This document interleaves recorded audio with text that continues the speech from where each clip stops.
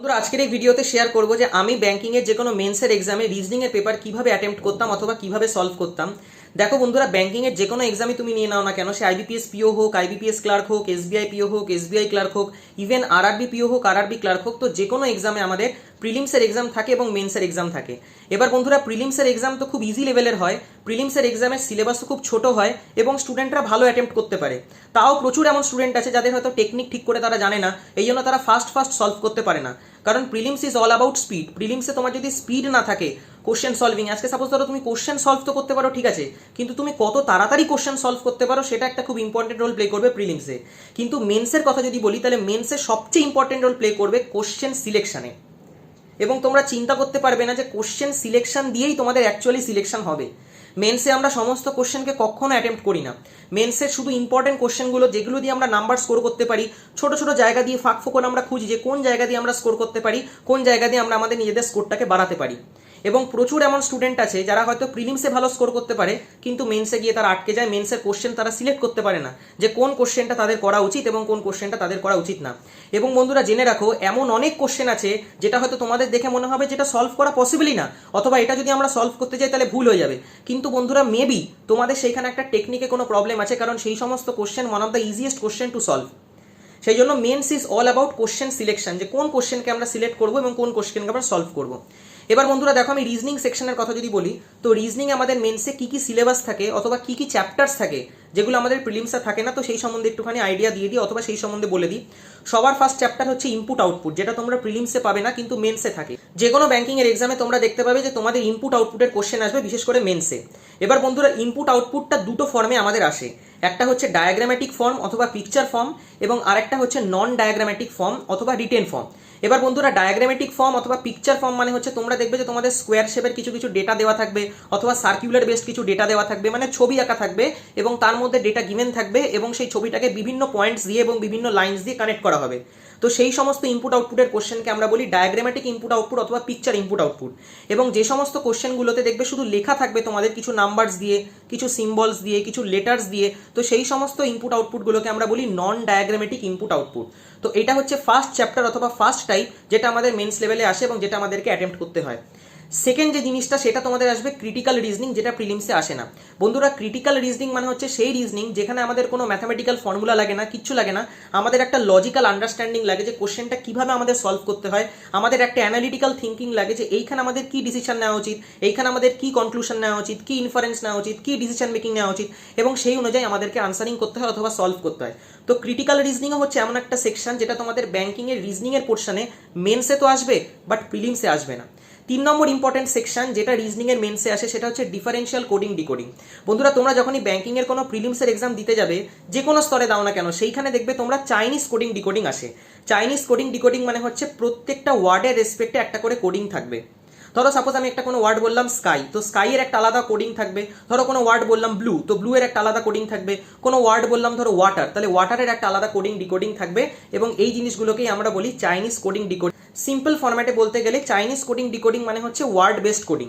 কিন্তু বন্ধুরা, তোমরা যখনই মেন্সের এক্সাম দিতে যাবে, এখানে ডিফারেন্সিয়াল কোডিং মানে হচ্ছে প্রত্যেকটা লেটার, প্রত্যেকটা নাম্বার, প্রত্যেকটা সিম্বলের আলাদা আলাদা কোডিং থাকবে, যেটা কিন্তু চাইনিজ কোডিং ডিকোডিং এর থেকে একদম এন্টায়ারলি আলাদা হয়। তো এটা হচ্ছে থার্ড ইম্পর্টেন্ট জিনিস যেটা তোমাদের মেন্স এক্সামে আসবে কিন্তু সেটা প্রিলিমস এক্সামে আসে না।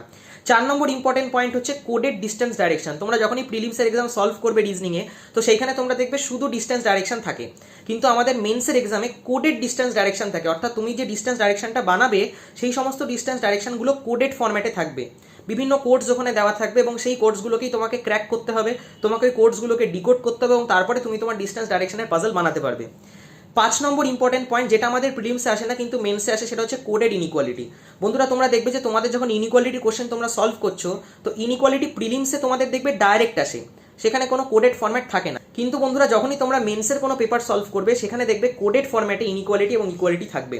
তো সেইখানে আমাদের কি করতে হয়, সেই কোডগুলোকে আগে ডিকোড করতে হয় এবং তারপরে আমাদের ইনইকুয়ালিটি কোশ্চেন সলভ করতে হয়। 6 নম্বর ইম্পর্টেন্ট পয়েন্ট হচ্ছে কোডেড ব্লাড রিলেশন। তো বন্ধুরা, কোডেড ব্লাড রিলেশন আমরা প্রিলিমসে তো ডিরেক্ট সলভ করি, আমাদের কোনো কোডেড ফরম্যাট থাকে না, কিন্তু মেন্সের এক্সামে তোমরা দেখতে পাবে যেখানে তোমরা কোডেড ব্লাড রিলেশন পাচ্ছ এবং কোডেড ব্লাড রিলেশনের উপর কোশ্চেন পাবে।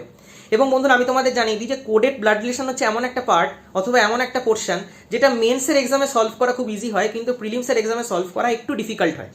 এটাও তোমরা জেনে রাখো। যখনই তোমরা প্রিলিমসের এক্সামে রিজনিংয়ের পেপার সলভ করছো, সেইখানে তোমরা দেখবে ব্লাড রিলেশনে যে সমস্ত পাজলসগুলো ছোটো ছোটো আমাদের আসে, সেখানে আমাদের রিলেশন বানাতে হয়, যেটা একটুখানি টাফ লেভেলের হয়, একটু তুমি মডারেট লেভেলের বলতে পারো। কিন্তু তোমরা দেখবে যখন তোমরা মেন্সের পেপার সলভ করতে যাবে, সেখানে দেখবে কোডেড ব্লাড রিলেশন থাকে এবং আমাদের শুধু কোডগুলোর মিনিংগুলো দেখতে হয় এবং সেই হিসেবে আমাদের সলভ করতে হয়, যেটা কম্পারেটিভলি অনেক বেশি ইজি হয়, কারণ ওখানে আমাদের কোনো এক্সট্রা করে নিজেদের রিলেশন বানাতে হয় না। সেই জন্য সেটা কম্পারেটিভলি খুব ইজি হয় সলভ করা, rather than solving blood relation puzzles in prelims exam. তো সেই জন্য মেন্সের এক্সামে ব্লাড রিলেশনটা কোডেড ফর্মেটে যেটা আমাদের আসে, সেটা একটু ইজি হয় আমাদের জন্য সলভ করা। তারপরের ইম্পর্টেন্ট পয়েন্ট বন্ধুরা, যেটা আমাদের মেন্স এক্সামে আসে, সেটা হচ্ছে রিভার্স সিলজিজম। তোমরা সবাই তো সিলজিজম পড়েছো প্রিলিমস এক্সামে, যেখানে তোমাদের স্টেটমেন্ট দেওয়া থাকবে এবং তার রেসপেক্টে তোমাদের কনক্লুশন দেওয়া থাকবে। কিন্তু এইখানে রিভার্স সিলজিজম, অর্থাৎ প্রথমে তোমাদের এখানে কনক্লুশন দেওয়া থাকবে এবং তারপরে তোমাদের স্টেটমেন্টগুলোকে আইডেন্টিফাই করতে হবে যে এই কনক্লুশনের রেসপেক্টে আমাদের কোন স্টেটমেন্টটা কারেক্ট হবে। তো এইটাকে আমরা বলি রিভার্স সিলজিজম। এবং লাস্ট ইম্পর্টেন্ট জিনিস, যেটা সব থেকে বেশি ইম্পর্টেন্ট বেসিক্যালি, সেটা হচ্ছে রিজনিংয়ের মেন্সের পাজলস। এবং বন্ধুরা জেনে রাখো তোমরা, আমাদের রিজনিংয়ের মেন্সের পাজল সবসময় মিক্সড ফরম্যাটে আসে। প্রিলিমসে তো ডিরেক্ট আসবে, ফ্লোর বেসড পাজল চলে এলো, অথবা flat and floor based puzzle চলে এলো, সার্কুলার সিটিং অ্যারেঞ্জমেন্ট চলে এলো, অথবা ধরো তোমার সিনিয়রিটি বেসড পাজল চলে এলো, মান্থ বেসড পাজল চলে এলো, ডে বেসড পাজল চলে এলো, উইক বেসড পাজল চলে এলো। কিন্তু বন্ধুরা যখনই তোমরা মেন্সের রিজনিংয়ের পাজল সলভ করতে যাবে, এখানে মিক্সড পাজল আসবে। অর্থাৎ তোমরা দেখতে পাবে যে এখানে তোমাদের সিটিং অ্যারেঞ্জমেন্টের সাথে সাথেই তোমাদের এখানে ফ্ল্যাট আর ফ্লোর ইউজ করেছে, অথবা তোমরা দেখবে লিনিয়ার অ্যারেঞ্জমেন্টের সাথেই তোমাদের এখানে ফ্লোর বেসড পাজল ইউজ করেছে। তোমরা দেখবে এখানে ব্লাড রিলেশনের উপর তো পাবেই পাবে। ব্লাড রিলেশন, এখানে তোমাদের রিলেশন বানাতে হবে প্রত্যেকটা মেম্বারের মধ্যে। সাপোজ 8 জন মেম্বারের কথা বললো, তো সেই 8 জন মেম্বারের মধ্যে তোমাদেরকে একটা ভালো রিলেশন বানাতে হবে সেখানে, এবং তারপরে সেই রিলেশন ওয়াইজ তোমাদেরকে ফ্লোর বেসড পাজলে সাজাতে হবে, অথবা লিনিয়ার অ্যারেঞ্জমেন্টে সাজাতে হবে, অথবা সার্কুলার অ্যারেঞ্জমেন্টে সাজাতে হবে। তো তোমরা দেখতেই পাবে, তোমরা যে কোনো মেন্সই দাও না কেন, সেই মেন্সে একটা না একটা ব্লাড রিলেশন বেসড পাজল আসবেই আসবে, যেটা প্রচুর প্রচুর প্রচুর স্টুডেন্টরা ছেড়ে আসে। কিন্তু বন্ধুরা ব্লাড রিলেশনের পাজল সলভ করা ইজি হয়। তোমরা যদি প্রিলিমসে তোমরা যদি ব্লাড রিলেশন সলভ করে থাকো, তাহলে দেখবে মেন্সেও তোমরা খুব ইজিলি এই ব্লাড রিলেশনটা, জাস্ট আমাদের রিলেশনটা বানাতে হয়। যে সমস্ত 8 জন মেম্বার আছে আমাদের, সেই 8 জন মেম্বারদের রিলেশনটা বানাতে হয়, যে কে কার ফাদার, কে কার মাদার, কে কার সান, কে কার ডটার, কে কার ওয়াইফ। এই সমস্ত রিলেশনগুলো বানিয়ে নেওয়ার পর সেই অনুযায়ী আমাদেরকে সাজাতে হয় ফ্লোর বেসড পাজলে অথবা লিনিয়ার অ্যারেঞ্জমেন্টে, যেটা কম্পারেটিভলি ইজি হয়। কিন্তু এই জিনিসটা কিন্তু স্কোর করা ইজি হয়, যেটা প্রচুর স্টুডেন্টরা ছাড়বে, এটা তোমাদের বলে দিলাম। তো এই সমস্ত জিনিসগুলো মেনলি আমাদের মেন্সে আসে।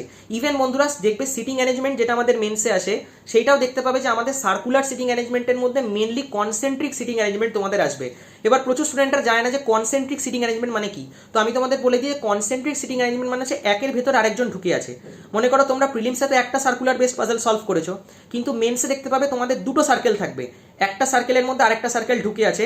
এবং কনসেন্ট্রিক মানে হচ্ছে যাদের সেম সেন্টার পয়েন্ট, মানে ভেতরের সার্কেলটারও সেম সেন্টার, বাইরের সার্কেলটারও সেম সেন্টার। এরকম দুটো সার্কেলের জায়গায় 3টে সার্কেলও থাকতে পারে।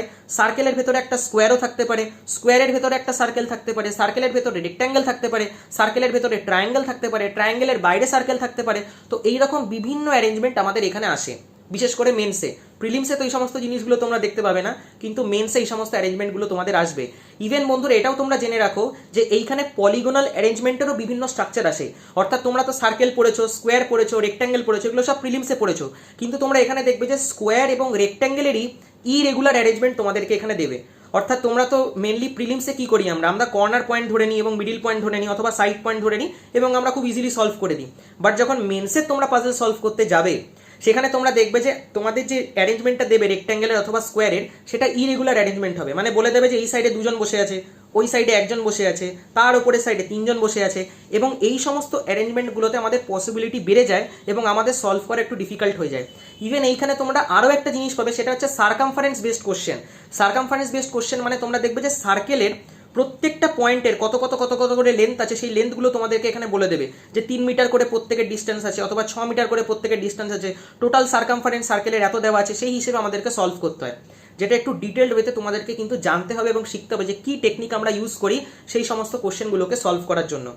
এবং তারই সাথে সাথে বন্ধুরা তোমাদের এখানে কিছু পলিগোনাল অ্যারেঞ্জমেন্টের উপরে কোশ্চেন আসবে, যেমন pentagonal arrangement, hexagonal arrangement, octagonal arrangement. যে সমস্ত অ্যারেঞ্জমেন্টগুলো আমাদের প্রিলিমসে জেনারেলি আসে না, কিন্তু মেন্সে যে সমস্ত অ্যারেঞ্জমেন্টগুলো কিন্তু তোমাদের আসবেই আসবে।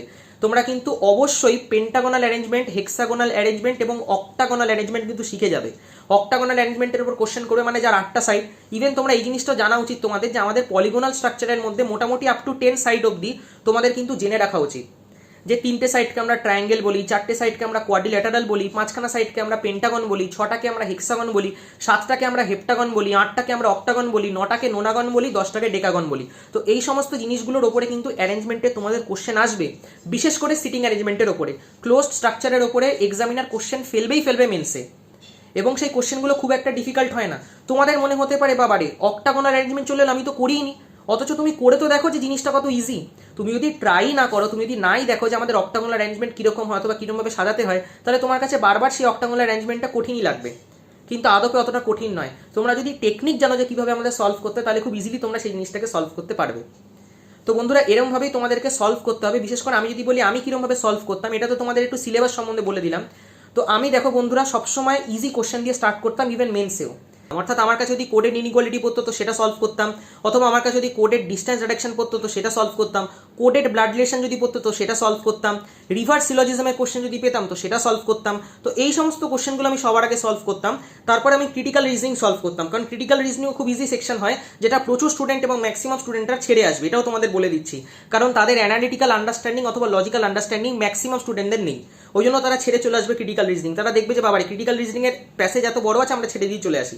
কিন্তু ক্রিটিক্যাল রিজনিং সলভ করা খুব ইজি হয়, তো আমি তারপরে ক্রিটিক্যাল রিজনিং সলভ করতাম। তারপরে ইনপুট আউটপুট সলভ করতাম। ইনপুট আউটপুটও খুব একটা কঠিন হয় না, খুব একটা ডিফিকাল্ট হয় না, ইজি হয় সলভ করা। এবং তোমাদেরকে জানিয়ে দিই যে ইনপুট আউটপুটের ওপরে কিন্তু তোমাদের মিনিমাম 400 থেকে 500 কোশ্চেন প্র্যাকটিস করতে হবে। এটা তোমাদেরকে আমি প্রথমেই বলে দিলাম, নাহলে তোমরা ইনপুট আউটপুটের লজিক বার করতে পারবে না, যে ইনপুট আউটপুট ওখানে কী চলছে, কী লজিকে চলছে। এবং তারই সাথে সাথে একবার লজিক যখন আমরা বার করে নিই, সেই লজিকগুলোকে আমরা ছোটো ছোটো করে নোট পয়েন্ট করে লিখতে থাকি। আমাদের যে রাফ শিটগুলো যেগুলো তোমাদের প্রোভাইড করা হবে, সেই সমস্ত রাফ শিটে তোমাদেরকে ছোটো ছোটো ফর্ম্যাটে এই সমস্ত জিনিসগুলোকে লিখতে হবে, যে ইনপুট আউটপুটের ফার্স্ট স্টেপের লজিক কী, সেকেন্ড স্টেপের লজিক কী, থার্ড স্টেপের লজিক কী, অ্যান্ড সো অন করে তোমাদেরকে লিখে যেতে হবে। তারপরে আমি যদি ডিফারেন্সিয়াল কোডিং পাই, যদি দেখি যে কোডিং ডিকোডিংয়ের আমি স্ট্রাকচারটা ব্রেক করতে পারছি, যে প্রত্যেকটা সিম্বলের কী হচ্ছে অথবা প্রত্যেকটা লেটারের কী হচ্ছে, তো সেই জিনিসটা সলভ করতাম। তো যে সমস্ত জিনিসগুলো আমাদের ইজি হয়, মানে পাজেল ছাড়া, সেই সমস্ত সেকশনগুলোকে আমি আগে সলভ করতাম। মিসলেনিয়াস সেকশন দিয়ে স্টার্ট করতাম, তারপর আস্তে আস্তে ক্রিটিক্যাল রিজনিংয়ে মুভ করতাম, তারপর আস্তে আস্তে তোমরা ইনপুটে আউটপুটে মুভ করতাম, এবং তারপর ডিফারেন্সিয়াল কোডিংয়ে মুভ করতাম, অ্যান্ড সো অন। তারপরে বন্ধুরা যদি আমি পাজল সেকশনে আসি, তো পাজল সেকশন আমাদের পুরোপুরি টোটাল সলভ করা পসিবল না। বিশেষ করে আমি যদি মেন্সের এক্সামের কথা বলি, তাহলে যে কোনো মেন্সই তুমি নিয়ে নাও না কেন, সমস্ত পাজল তুমি সলভ করতে পারবে না। সেই জন্য আমার টার্গেট এটাই থাকতো, অথবা আমার অ্যাপ্রোচ এইটাই থাকতো, যে পাজলসগুলো নোন পাজলস, মানে ধরো তুমি যখনই কোনো ক্লেরিক্যাল বেসড এক্সাম দেবে, তোমরা দেখতে পাবে সেখানে তোমরা ডবল ভেরিয়েবল অথবা ট্রিপল ভেরিয়েবলের একটা মিক্সড পাজল পাবে। তো সেই মিক্সড পাজলটা যদি আমার রেঞ্জের মধ্যে পড়তো, সেই পাজলটা যদি দেখে মনে হতো যে আমি সলভ করতে পারছি, তবেই ওই জিনিসটা আমি অ্যাটেম্প নিতাম, অথবা আমি তখন স্কিপ করে দিতাম। যদি দেখতাম একদম এন্টারলি একটা নতুন টাইপের পাজলের অ্যারেঞ্জমেন্ট দিয়েছে আমাকে, যেটা আমার পক্ষে প্রথমে করা পসিবল না, হয়তো পরে টাইম পেলে হয়তো করতে পারবো, বাট এখন হয়তো আমার পরীক্ষার সময় মাথা কাজ করছে না, তখন ওই জিনিসটাকে আমি স্কিপ করে অন্য কোনো পাজল আমি মুভ করে যেতাম। এবং তোমাদের সবসময় দেখবে তোমাদের রেঞ্জে 2 থেকে 3খানা পাজল একদম পড়বে কমন, যেটা তোমাদের দেখে মনে হবে যে এই জিনিসটা আমি সলভ করতে পারি। তো তখন আমি সেই জিনিসটাকে সলভ করা স্টার্ট করতাম, এবং এরমভাবে আমি রিজনিংয়ের মেন্সের পেপার অ্যাটেম্প্ট করতাম বন্ধুরা। সেই জন্য আমি তোমাদের সবসময় সাজেস্ট করবো, সে তোমরা প্রিলিমসের এক্সামের জন্য প্রিপারেশন করো, চাই মেন্সের এক্সামের জন্য প্রিপারেশন করো না কেন, যখনই তোমরা রিজনিংয়ের পেপার অ্যাটেম্প্ট করবে, সবসময় ইজি কোশ্চেন দিয়ে ফার্স্টে স্টার্ট করবে। ইভেন মেন্সেও তাই, সবার আগে কোডেড ইনইকুয়ালিটি করে নাও, তারপর কোডেড ডিস্টেন্স ডাইরেকশন করে নাও, কোডেড ব্লাড রিলেশন করে নাও, রিভার্স সিলজিজম করে নাও। অনেক স্টুডেন্টরা দেখবে রিভার্স সিলজিজম করতে পারে না, তো রিভার্স সিলজিজম খুব ইজি হয় করা, তো রিভার্স সিলজিজম করে নাও। ক্রিটিক্যাল রিজনিং করো, ক্রিটিক্যাল রিজনিংয়ের ওপর প্রচুর কোশ্চেন প্র্যাকটিস করো। তোমাদের জানিয়ে দিই ক্রিটিক্যাল রিজনিংয়ের ওপরও তোমাদের নেই করে হলেও প্রায় 1200 থেকে 1300 কোশ্চেন প্র্যাকটিস করতে হবে ক্রিটিক্যাল রিজনিংয়ে, যে কোনো স্তরে যে কোনো লেভেলে। সে তোমরা দেখবে যে বিভিন্ন লয়ের কম্পিটিটিভ এক্সামও আমাদের ক্রিটিক্যাল রিজনিং আছে, তো আমিও সেই জিনিসটাও ফলো করেছিলাম।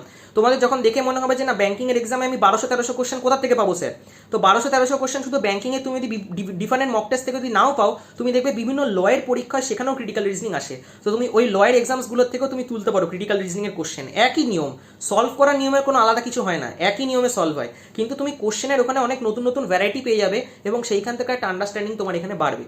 তো এই সমস্ত জিনিসগুলো আমি পরে কালেক্ট করি আর কি, এবং সেই সমস্ত জিনিসগুলোই প্রোভাইড করা হয় এখন স্টুডেন্টদেরকে। তো যাই হোক না কেন, এই সমস্ত জিনিসগুলো দিয়ে তোমরা খুব ইজিলি সলভ করতে পারবে এবং ইজিলি ক্র্যাক করতে পারবে। মেন্সের এক্সাম বিশাল কিছু টাফ হয় না, ইজি পেপার হয়, কিন্তু তোমাদের টেকনিক চাই এবং তোমাদের কোশ্চেন সিলেকশন এখানে খুব ইম্পর্টেন্ট একটা রোল প্লে করবে। তো এই ছিল আজকের ভিডিও। বাকি আই হোপ বন্ধুরা তোমাদের এই ভিডিওটা দিয়ে কিছুটা হেল্প করতে পারলাম। ভিডিওটা যদি তোমাদের ভালো লেগে থাকে তাহলে অবশ্যই লাইক এবং বন্ধুদের সাথে শেয়ার করো। Thank you.